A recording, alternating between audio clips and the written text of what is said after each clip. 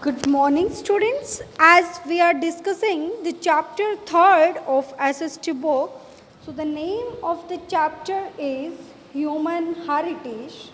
As in previous video, we talk about the famous Indian scholars about Gargi, Chanakya. Okay. So today we will talk about the other great scholars. So first that we will talk is Aryabhatta. Okay. So Aryabhatta was a famous mathematician and astronomer. So who is a mathematician? As we have discussed in the new words, mathematician is a person who is expert in mathematics. Okay. Mathematician is a person who is expert in mathematics, जो कि math में expert हो उसको हम क्या कहेंगे, mathematician. And astronomer means who do the study of star and planets. Okay, he lived about 1500 years ago. He was the author of several books on mathematics and astronomy. Means उन्होंने math पे and astronomy, star और planets के बारे में कई सारी book लिखी. His famous work Aryabhatiya is a combination of mathematics and astronomy, जो उनकी फेमस बुक है. So the book is combination of mathematics and astronomy. He claimed that the earth rotates on its axis. Okay? उन्होंने कहा कि जो अर्थ है वो अपने एक्सिस पे रोटेट होता है विद रिस्पेक्ट टू सन. में जो अर्थ है वो एक दिन में सूर्य के चारों ओर चक्कर लगाता है. He explained that the apparent movement of star across the sky was actually the result of earth movement. कि जो हमें स्टार्स दिखाई देते हैं स्काई में, सो वो जो रिजल्ट है किसका, अर्थ मूवमेंट का. ये कि जो अर्थ है हमारी वो मूवमेंट करती है किसके चारों ओर, सन के चारों ओर, उसकी वजह से हमें क्या है वो स्टार है दिखाई देते हैं. He also calculated distance between the planets. उन्होंने प्लैनेट्स के बीच में जो डिस्टेंस है उसको भी कैलकुलेट किया. He set up an astronomical observatory. So what is the meaning of observatory? Observatory is a place where study related to stars and planets take place near Pataliputra. So जो उन्होंने observatory थी वो कहाँ पे सेटअप किया, पाटलिपुत्र में, जो कि प्रेजेंट बिहार में है. And Jantar Mantar, there is a big observatory that we have also discuss in the chapter 2nd. So that first chapter, so that is located in Jaipur. Okay, so this astronomical observatory near Patliputra was set up by Aryabhatta. You can see this is the picture of great scholar Aryabhatta. Okay, so Aryabhatta gave the book Aryabhatta. It is a combination of mathematics and astronomy, and he claimed that earth rotate on its axis. He explained the apparent movement. जो उन्होंने explain किया इसके बारे में कि जो star हमें दिखाई देते हैं दैट इज़ बिकॉज और रिजल्ट ऑफ अर्थ मूवमेंट, कि जो अर्थ है वो मूवमेंट करती है.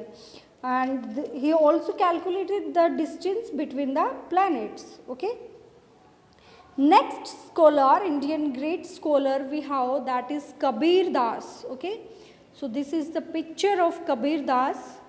You must be familiar with this name, Kabir Das. So Kabir was a saint and a poet.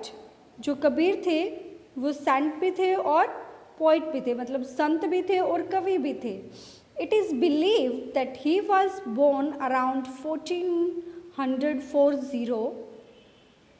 He was adopted by a Muslim weaver family of Nehru and his wife Nima.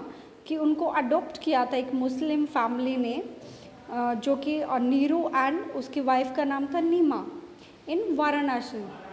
Kabir could not write and therefore express his poem orally. उन्होंने कभी नहीं लिखा, वो mainly जो अपने poem है उनको hourly express करते थे. हिज वर्सेस एंड कपलेट्स और दोहा आर स्टिल पॉपुलर, कि जो उनके दोहे हैं, पंक्तियाँ जो लिखी हुई हैं उन्होंने दोहे, वो आज भी बहुत फेमस है. He was a saint and tireless priest harmony between Hindus and Muslim. He also strongly opposed religious rituals and believed in one God. Some of his work are included in on the holy book of Sikh Guru Granth Sahib. So जो कबीरदास है उन्होंने कभी लिखा नहीं, उनके जो poem है वो ओरली थी. उनके बहुत सारे दोहे ऐसे हैं जो कि आज भी फेमस है. So he was a sant and tirelessly preached harmony between Hindus and Muslims. So Kabir Das give the preached harmony between Hindu and Muslim, means priest means उपदेश देना. He also strongly opposed religious rituals. Rituals means जो धार्मिक रिवाज थे उनका उन्होंने oppose किया. And believed in one God, उन्होंने एक भगवान में विश्वास करते थे. Some of his work are included in the holy book of Sikh Guru Granth Sahib. Okay, उनके कुछ काम है जो उनका इंक्लूड किया हुआ है पवित्र बुक गुरु ग्रंथ साहिब में. Okay, so this is about Kabir Das we have discussed. Now we will talk about the Tansen. Okay, Tansen. So Tansen was one of the greatest singer composer of Hindustani classical music. Okay, so Tansen is considered as greatest singer composer of Hindustani classical music. He was born in Gwalior about 600 years ago. उनका जन्म हुआ ग्वालियर में 600 years ago. Tansen was not only an expert at singing, कि वो सिर्फ गाने में ही expert नहीं थे, but also at instrumental music.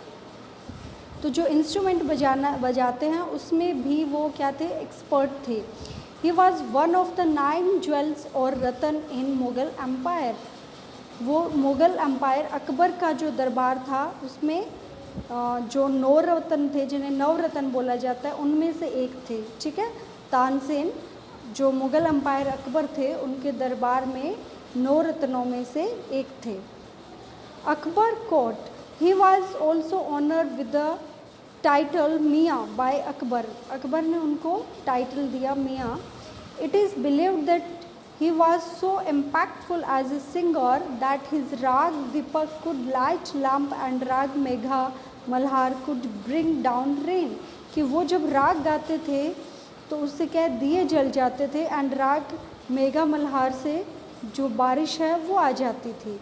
ऐसा माना जाता है कि वो इतने अच्छे सिंगर थे कि उनकी जो गायकी है उसका इतना ज़्यादा इम्पैक्ट था कि उनकी राग से क्या होता था, दीपक जल जाते थे और राग मेघा मल्हार से रेन है वो आ जाती थी. Okay, so students we have discuss about the mainly Tansen and Kabirdas और Aryabhatta. So Aryabhatta is a mathematician famous and also he is astronomer.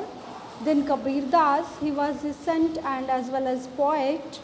Then we have discussed Tansen. So Tansen was mainly a Hindu, but he was appointed as a Raj in the दरबार of Mughal empire Akbar. के अकबर के दरबार में उनको मतलब as a singer रखा गया था और बाद में वो क्या थे कि जो अकबर के 9 रत्न थे उनमें से एक थे. ठीक है, so read this topic from your book. If you face any problem, any doubt, you are free to ask. Thank you.